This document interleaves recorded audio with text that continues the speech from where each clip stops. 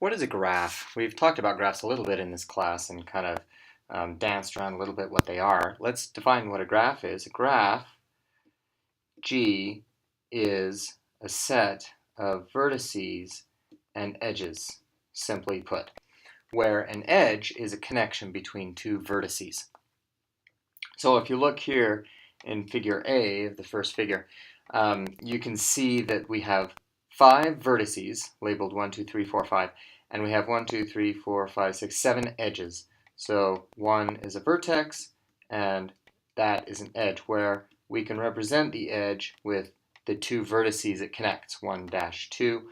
This edge right here would be 2 dash 3, and this edge here would be 5 and 4, connecting 5 and 4. We could also say this is an undirected graph. We could also say it's 4, 5, because it doesn't matter which direction we're going. If we go to the graph on the bottom, this would be 5, 4, because it would not be 4, 5, because it's directed from node 5 to 4. This edge here would be edge 2, 5. How do we represent these graphs? What kind of data structures do we use to represent them? And here is one such representation. It's called an adjacency list. So what we have here on the left is an array of vertices. And for each vertex, we have a linked list. So for vertex 1, we point to vertex 2 and vertex 5. And what that means is, so here we have 1 points to 2 and 5. What that means is that we have an edge between 1 and 2 and 1 and 5. Let's look at 2. It has, all the way over there, it has 1, 5, 3, and 4 in the linked list. So what that means is 2 is linked to 1, it's linked to 5, the next one is 3, and the next edge it has is linked to vertex 4. Let's do one more. We have, let's do, say, 4. So 4 has an edge between 4 and 2, 4 and 5, and 4 and 3. So that's the adjacency list. We can also represent graphs with an adjacency matrix. We won't use this quite as much because it's very expensive to store, but here's how it works. Here are my vertices, and here are my vertices as well. And so what I'm going to do is I'm going to say take vertex 4, and I'm going to go across the row that 4 points to, and I see that, 4 is connected to vertex 2. So that would be this edge right there. And 4 is also connected to vertex 3, that edge right there. And there's a 1 representing an edge between vertices 4 and 5. Let's do another one. Let's say we have vertex 2. Vertex 2 has an edge with vertex 1. That's that edge there. It has an edge with vertex 3, that edge there, and vertices 4 and 5. So that one, and that one. Now, we can go the other way here, right? We can choose, let's choose vertex 3. Let's choose a different color first.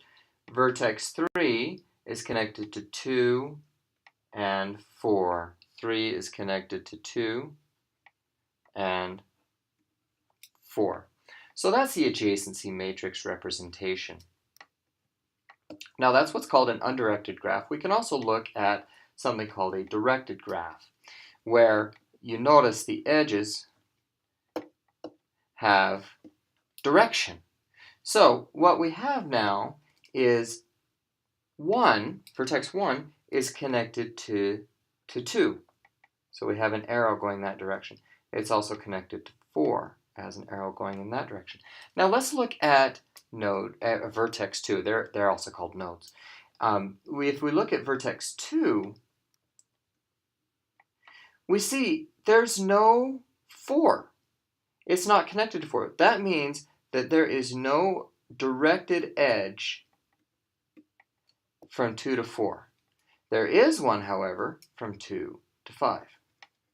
That right there.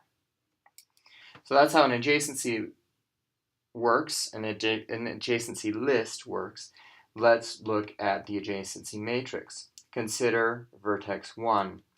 This means that there is an edge from vertex 1 to vertex 2, right there. And similarly from 1 to 4. However, if we go to, let's change colors here. If we go to vertex 2, there's only an edge from vertex 2 to 1. I'm sorry, from 2 to 5. And that's that edge there. We can come up with what's called a weighted graph. I'm going to bring up that image again.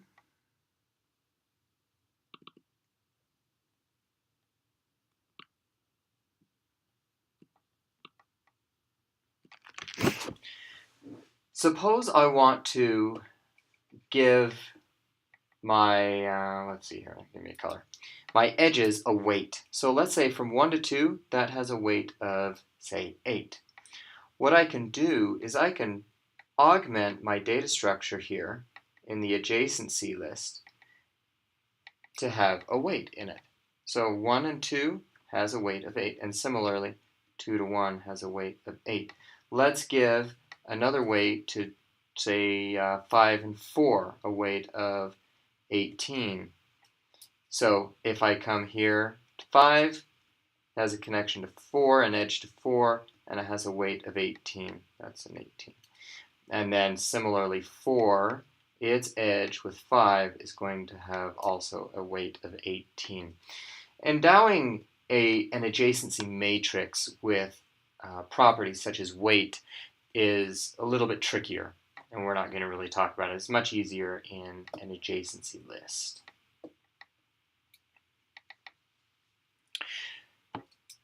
So a question we might have is, what vertices is node 1 connected to? Is vertex 1 connected to? And that's actually a rather easy question to answer. We want to know what is 1 connected to. So we simply come to the linked list corresponding to vertex 1, and I iterate through the linked list, and I see it's connected to 2 and to 5. That's an easy question to answer. So what vertices is vertex V connected to? Connected meaning it has an edge to it. And we answer by iterating over V's linked list.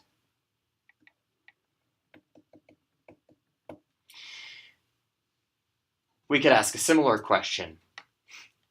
Is there an edge UV in the graph G? Another way of asking this is, does UV exist in the set E? Now recall that G, a graph G, is simply a set of vertices and edges. So in other words, is this edge UV in the set of edges in the graph? And if we have a linked list representation, then what we have to do is come to the list for node V, node U, or vertex U, and iterate all through its linked list. And that could potentially be very expensive for a very simple query like this. Could be linear in time. However, if we represent using an adjacency matrix, let's say we're looking for whether the edge, let's say 4, 3, 5, does that exist? Well, I come to here, 3, and I come to here, 5, oops, 5, and we come to the intersection of the two, and we see that no, that edge does not exist, and it's constant time. So for that kind of question, an adjacency matrix is much more efficient. So matrix is more efficient to answer this question. Whereas the previous question, what vertices is vertex V connected to, is somewhat more efficient using the list.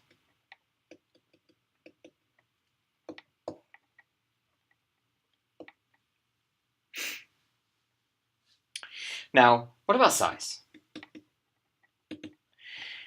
An adjacency list, how many entries is it going to have?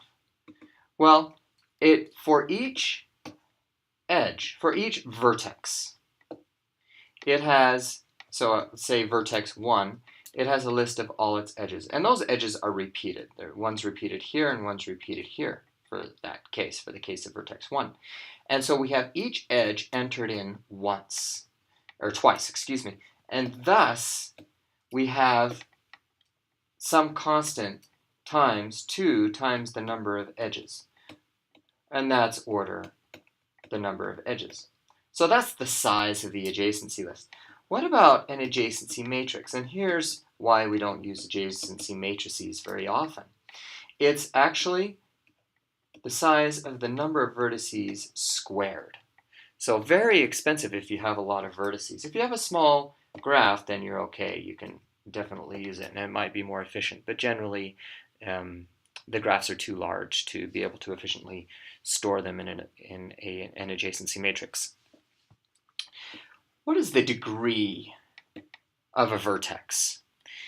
The degree of a vertex is the number of edges incident to the vertex.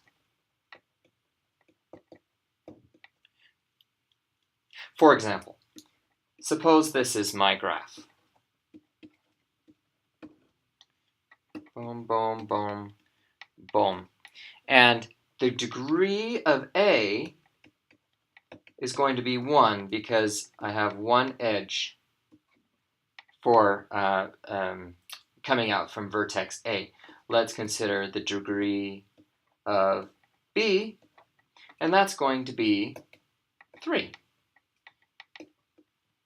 Because we have 1, 2, and 3 edges from B. Sorry, that is a 3 right there.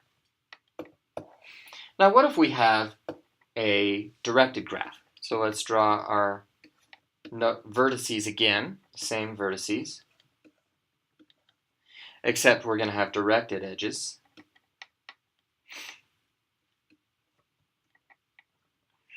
And now I want to know the degree. Well, the degree doesn't make a lot of sense anymore, so we're going to say we have an out degree for vertex A, and that's equal to 1. There's one edge coming out from A, and we have an in degree for vertex A, and that's 0. There are no edges coming into A. How about